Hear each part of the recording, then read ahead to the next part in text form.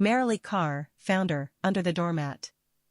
Gaurav Bhatnagar, co-founder, TBO.COM. Good morning, everyone. Welcome to day 3 of Arabian Travel Market 2025. My name is Kate Harden-England. I am the editor of Travolution. And for those of you in the audience who aren't familiar with us, we are Europe's leading B2B travel technology and digital travel publication. So we cover news on industry goings-on. We deliver value to all of our readers and our delegates across the world through our events, and also we cover the latest trends and things like that going on in this intersection of travel and technology through our innovation report every year as well. So, I know you're all here for the particular session, which is Get Ahead or Get Left Behind for travel technology. I'm delighted that we've got 2 fantastic minds to share their insights with you for this deliverable today. We're going to go through a couple of topics. I want you all to get excited because, in my opinion, we are at one of the best events in the industry. So one of my favorite things about Arabian Travel Market is actually the globality of it and the fact that people bring the energy. So it's really the energy that I find infectious about this show. And it's one of the things that I want to get to know these 2 brilliant founders a little bit better, because I think the best thing about starting in the morning is that we need to wake people up. We need to have a bit of fun. We need to get to know each other better. And actually, a fireside chat is a brilliant way to do that because it's a bit more informal, it's a bit more relaxed, and we can just have a bit of just an informal chat and really just find that the deliverables in this session are going to be a bit more lighthearted, but with those key takeaways laced into it. So please, come on, what's your favorite thing about Arabian Travel Market? And it can be anything.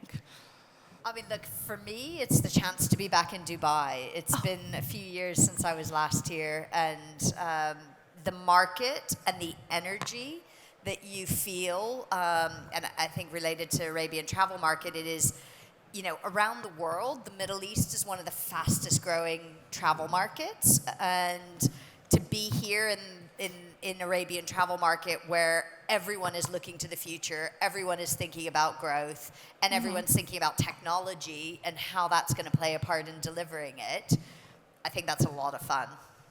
I mean, Gaurav, you might have something different to say about that, with India being one of the fastest growing markets, surely. But what's your favorite thing about Arabian Travel Market? So, Kate, I've been coming here for almost 15 years now. And one thing that stands out for ATM is that you actually get work done over here. A lot of times you go to a trade show, you come back feeling very busy and tired. You did so many meetings. And then you look back and say, I didn't really move the needle on anything. Okay. But somehow just I don't know why this happens over here, but I think there is much more business focus.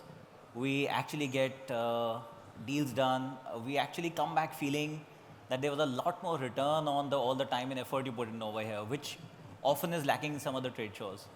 So hopefully the people in the audience today are going to accost you after we come off stage and get some serious meetings set up. For sure.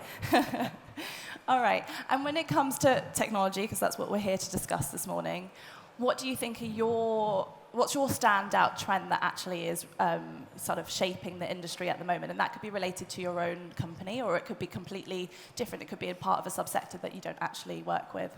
Okay. No, look, I think there is a big trend that is shaping up, and it's been happening since the last decade, is how important long-haul outbound travel is becoming for the industry. Right? If you roll back to the, say, turn of the century, outbound travel was really the corridor was US, Europe, and maybe a little bit of Far East between Japan and Korea, right? So it's like the developed world traveling within the developed world. Now in the last 20 years, emerging markets like India, China, Brazil, a lot of Southeast Asia like Indonesia, Malaysia. So a lot of long-haul travel and new corridors have opened up. And that creates an interesting distribution problem because as a hotel, I have to suddenly figure out how do I sell myself to 100 different source markets, right? I'm a hotel in London and I have 12% of traffic coming from North America, but 7% comes from China and 3% comes from India and 20% comes from Europe. So it creates a very interesting distribution problem. And technology often solves for distribution, right? That's one thing technology does well. Yeah. So that is very interesting for me, and that's really what we focus on. That how do you, in a world where long-haul outbound travel becomes so important, how do you create tools and solutions for hotels to be able to effectively sell and distribute across the globe? And Merrily, what's your favorite trend at the moment? Is it distribution, or is it something completely different? I mean, look, we focus on the short-term rental market, Yeah. and I've chaired the industry association in the UK for many years. And if we think about the market we're in, it represents in Europe, for example, more than 20% of all accommodation nights today. But the thing about our market is it's very fragmented. And I think, again, technology plays an important role, because the technologies of the past and the technologies that support the hotel industry are not fit for purpose for our growing market, which is far more complex, has far more attributes, and also different distribution channels. So I think for our market to continue to grow at the pace that it is, PwC suggests it's 30% year on year. What needs to happen? And also, how do we see that convergence between hotels and the traditional accommodation markets and short-term rentals and everything in between, whether that is serviced apartments, whether that is apart hotels, villas, branded residences, that whole spectrum. And without the right technology, all this innovation that's happening in the market doesn't actually reach the customer. So I think that's going to be key. Okay, so we are looking to get ahead through travel technology, and what better way than to shine a lens on both of you as founders of vendor companies.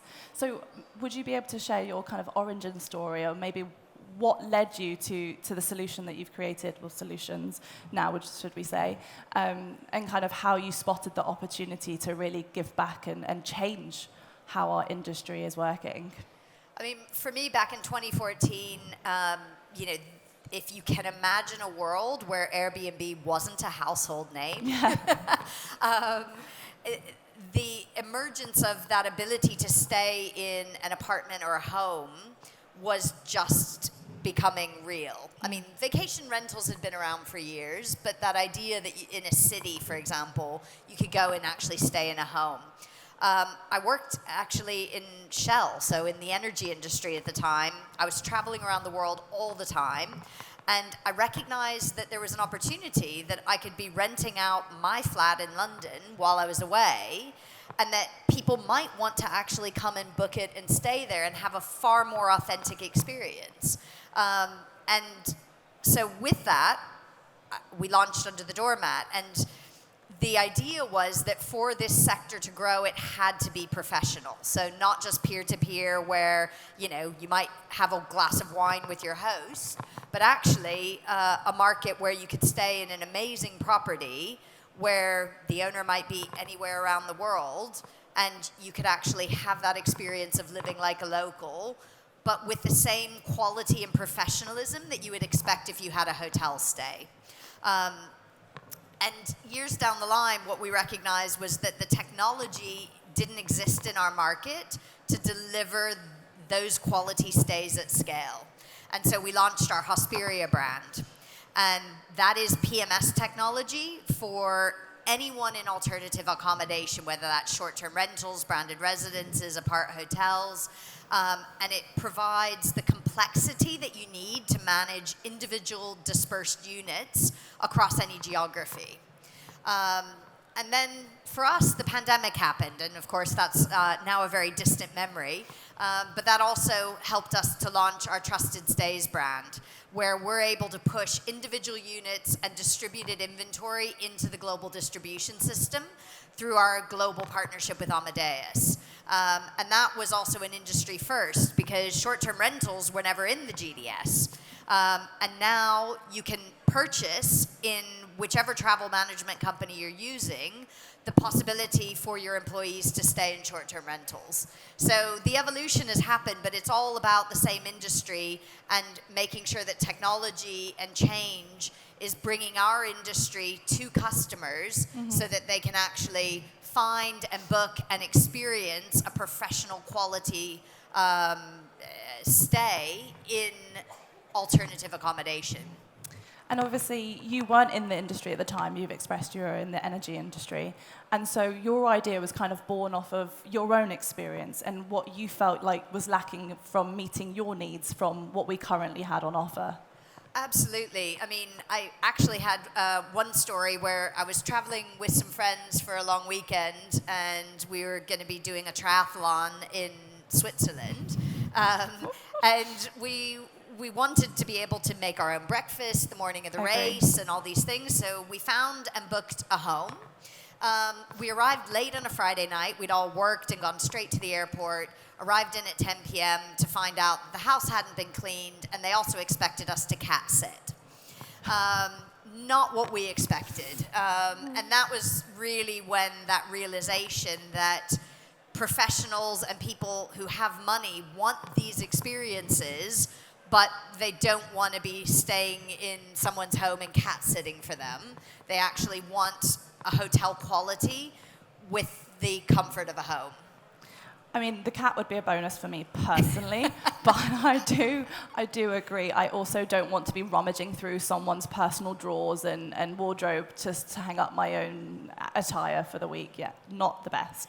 I mean, Gaurav, the company is Indian born, is it? It's Yes. Brilliant. And when you came to sort of spotting this opportunity, would you say it was like specific to your market, the nuances, or actually was it something completely different when you kind of spotted this? Look, we started much before. We started 2006-07, and because we were starting in India, it was largely an offline travel market at that point in time, but very heavily funded for the online space, right? So when we were starting off, there were 4 online travel agencies being funded and built in India as we started in a very small travel market back then. I wanted to be in the business of selling travel, so we decided to pivot even before we started to say, let's service the travel agents. The general view back then, and all of you will remember this, was the travel agents are going to get extinct anyway, right? So the general view was, who needs a travel agent anymore? We took a very contrarian bet and said, look, there is always a pocket of travel that is better served through a travel agency. So we started creating tools and software to empower travel agents with technology. So what you realize with travel agencies is extremely passionate and knowledgeable about business, but small businesses, right? So often technology adoption is low. So that is how we started. And then, very fortunately, this whole outbound travel as an opportunity started to become large.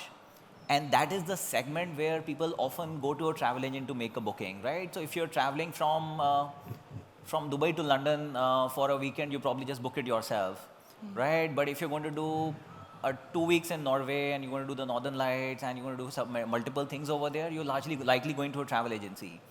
So the insight for us was that there is a segment of travel which is high value, premium, but it gets booked offline. And that's the opportunity, because for a hotel that is very problematic, for a destination that's very problematic. If a traveler is booking online, I can find them, right? So either I can have my own website, or I can participate with Booking, Expedia. It may be very expensive, but at least I can market to that traveler. But if the traveler is not booking online and they're in a part of the world where I have no influence, right? So I'm a hotel in London, and there's a traveler in a tier 2 city in India, who is looking to have a premium luxury stay in London. I have no way to market to this person because he's not booking online. So that's the problem we identified. It's a simple problem, but it has a very complex solution. Because travel agencies, by definition, it's extremely fragmented, right? Millions of small, mid-sized travel agencies, individual, one person freelance travel advisors, to mom and pop stores, to larger consortia and host agencies, but they spread across the globe. So the question was, how do you aggregate all of that demand onto a platform? We took a lot of inspiration. We said, look, if Uber can aggregate millions of cars on a platform, or a DoorDash can aggregate millions of restaurants on a platform, then why can't we bring in and get these millions of travel agencies on a single platform? So that's how we started.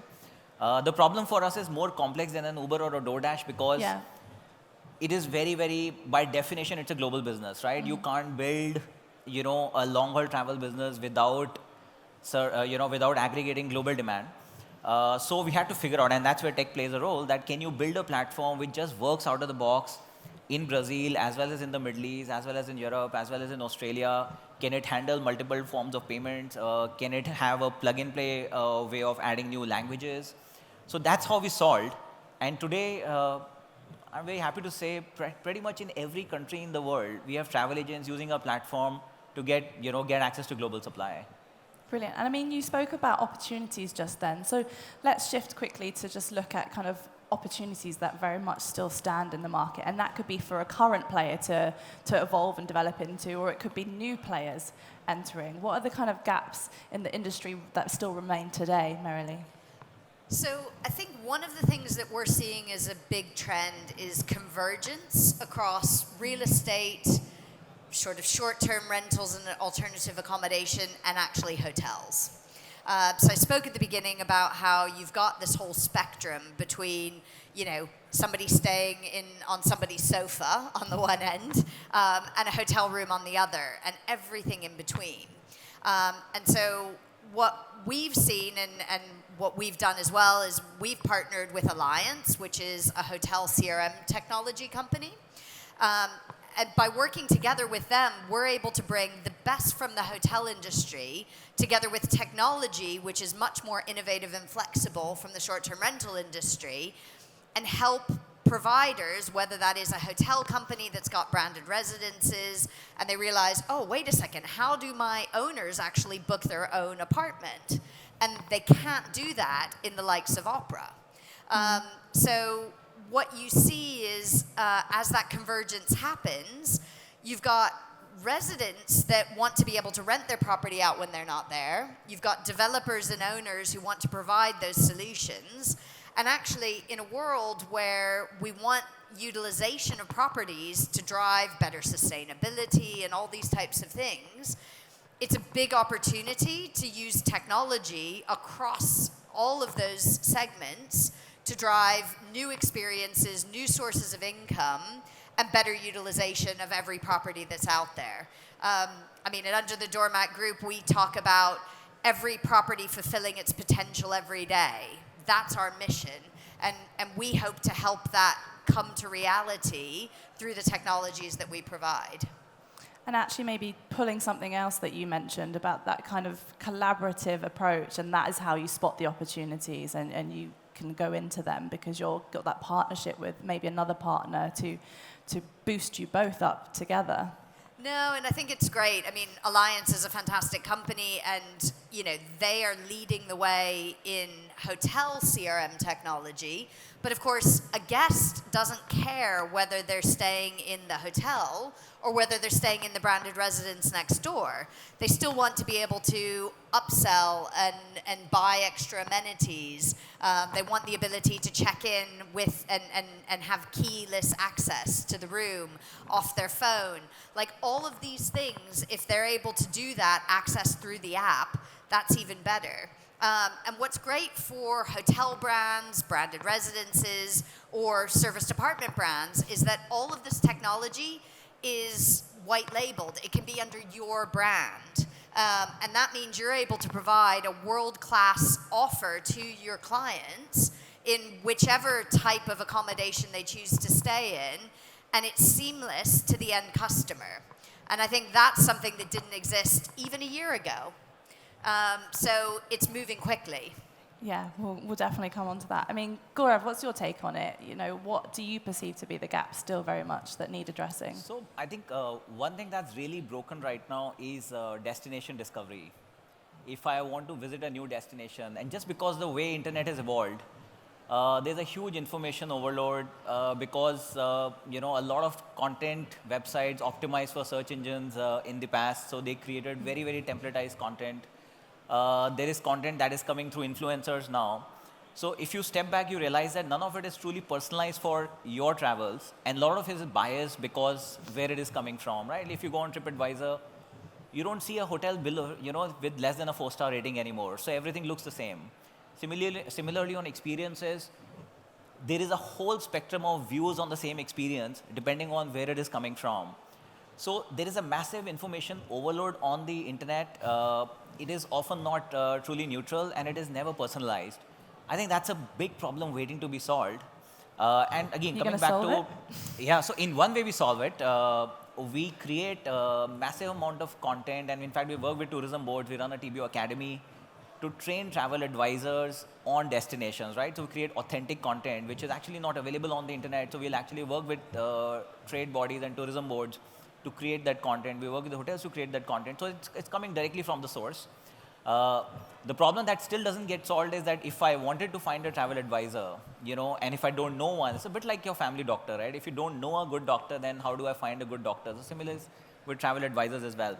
But in general, I think the problem of discovery, given people are traveling to newer and newer destinations all the time, it has not been solved. Maybe now, because while the information is overloaded, AI does solve for it because it crystallizes a lot of information and summarizes it nicely. Maybe solutions are going to come out, but as it stands today, it is definitely broken.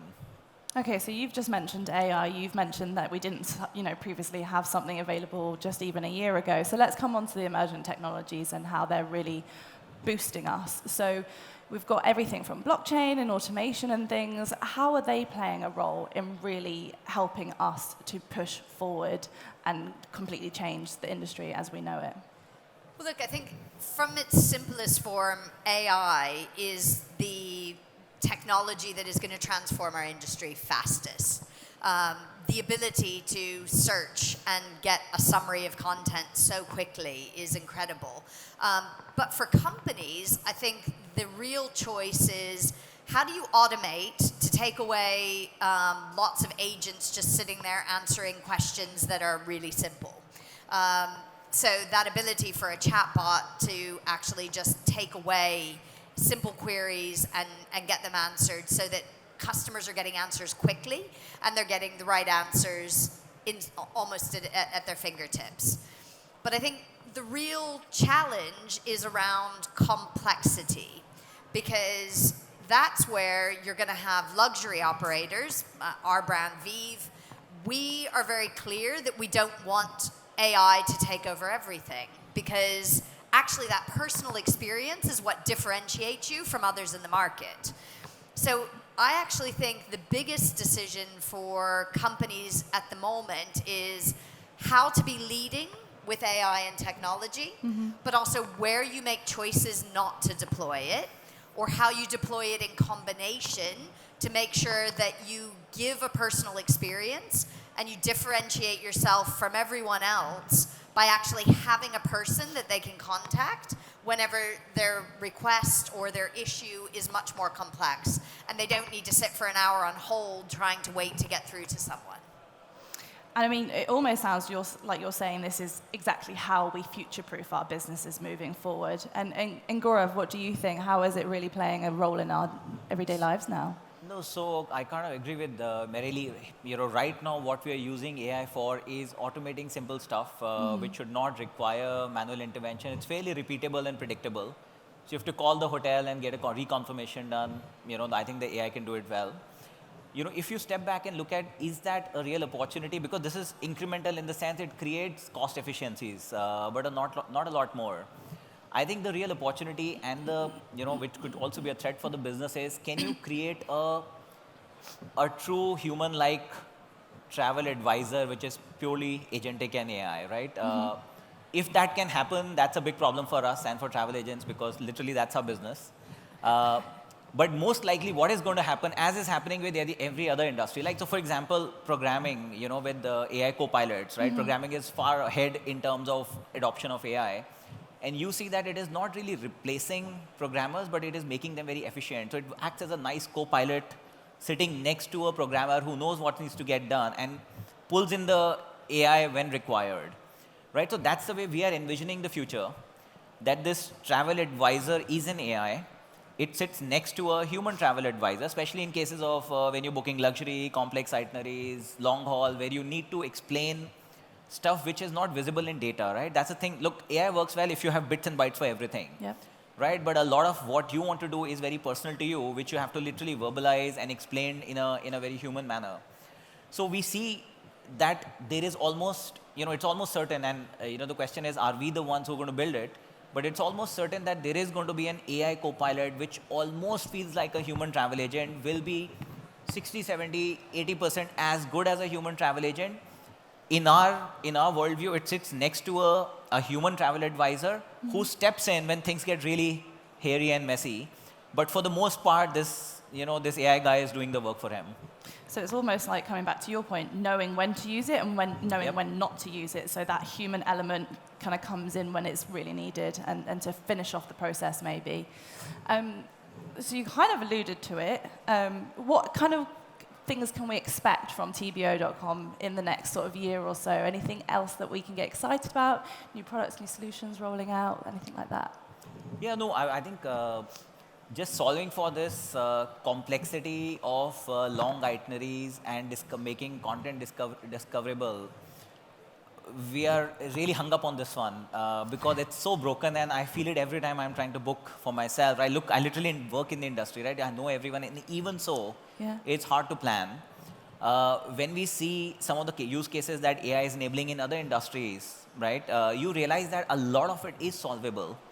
As long as there is a human validation at the end. Because one thing that AI will never be able to do is actually visit a destination, right? ChatGPT can claim to know anything about, Japan, but ChatGPT has not been to Japan, right? So the human will always win in that case.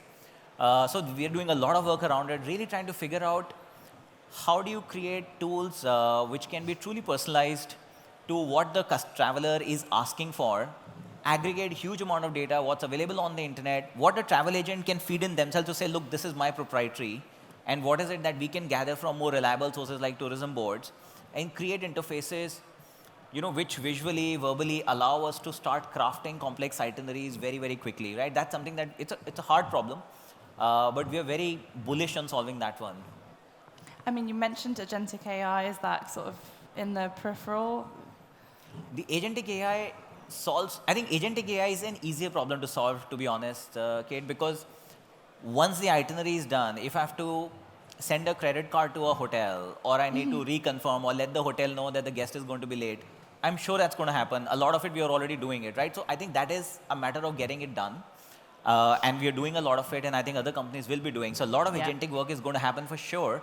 We are already seeing this. Our bot calls the hotel, and hotel already has a bot. So it's literally two bots talk to each other and solve a problem. So that's starting to happen. It's a bit scary, but it is happening. Yeah.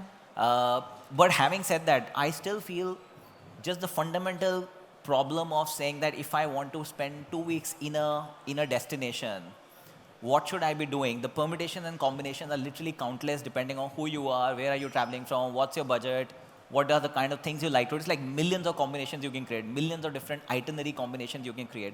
I think that is where AI is going to shine, and to narrow down the choices, and then a human advisor picks what looks right. Thank you. And look, agentic AI is going to be talked about at every event this year in the industry, and also at our event the next month.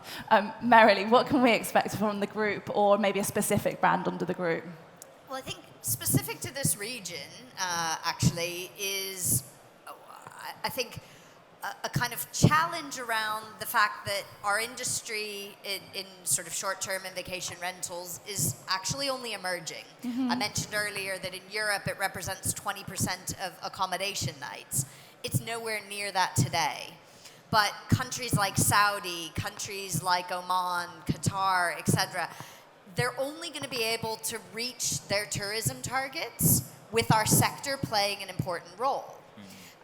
And that flexibility for residential real estate to accommodate peaks, particularly around big events, to disperse travel, and to really provide an option for families and groups that is more flexible and meets their needs, that's going to happen. The consumer wants that product. But it's only going to be through technology that governments feel confident to fully open up the sector, to make sure that the right licensing is in place, the right controls. And also, technology is what's going to enable the best operators, whether that is hotels branching out into more villas and residences, or whether that is actually the emergence of entrepreneurs and short-term rental companies in the region, having the right technology to operate to global standards to ensure that you can actually meet customer needs. And I think that's really at the heart of what we do, because we try to be an end-to-end technology provider that can support anyone who wants to access the market, whether that's because they want to access corporate bookings, whether that's because they want to access the OTAs and all the distribution. And I think the companies that are smart are going to choose the right end-to-end technologies to enable them to do that. And we want to be partnering with people who see that vision for the markets here in the Middle East. And actually, someone who will agree with you is John Bevan. I had the pleasure of sitting in on a private interview with him yesterday. So he's the CEO of Donata, and he just said, for this region to grow as well, we're really looking for that affordable and accessibility for travelers to be able to come in and maybe stay longer even rather than just a couple of days, the corporate travelers alike. And it's because, there's so many five-star brands, there's so many recognized names here, but there's not as much of the short-term rentals that maybe makes Dubai more accessible for people that would love to come on holiday here, or, there's not a diversification in the product really in this region currently. So, listen, we're running out of time. So maybe just, think about the fact that traveler behavior is shifting, and kind of how can companies survive the next wave of disruption? Like, what's your takeaways for a bit of advice for the people in the industry audience that we've got right here? Look, I think you can't really prepare for disruption because tech disruption happens very suddenly and very dramatically, right? And we've seen that in the past, right? All the examples of BlackBerry to iPhone or Kodak, etc., right? It will happen very quickly. We will not see it coming. I think the only thing companies can do be aware and then be agile, right? You don't have to be the first mover. That's the other thing we have learned, right? You don't have to be the first mover when disruption happens. But are you able to disrupt yourself, change your business model, and completely get on board with the upcoming disruption? So that's the way we look at it. I don't think there is any way that you can be prepared for it except being very, very aware of what's happening around the world and building an organization that can be agile enough to quickly change course when that disruption shows up. So be agile, be your own disruptor, and maybe get used to being uncomfortable, because it's the only way we grow. Merrily, a final note. I think just something really practical is make sure that you've got a tech stack that's all interconnected and that the data sits at the center. Because you want to have access and the ability to surface that data in lots of different ways, that content in lots of different ways. And if you've got the ability to do that because you have a single system and a single tech stack, you're going to be far more agile and far better able to leverage that data as the market changes and as we see all these trends in AI really taking effect. Brilliant. Thank you so much. Please give a huge round of applause to my brilliant panelists. Thank you.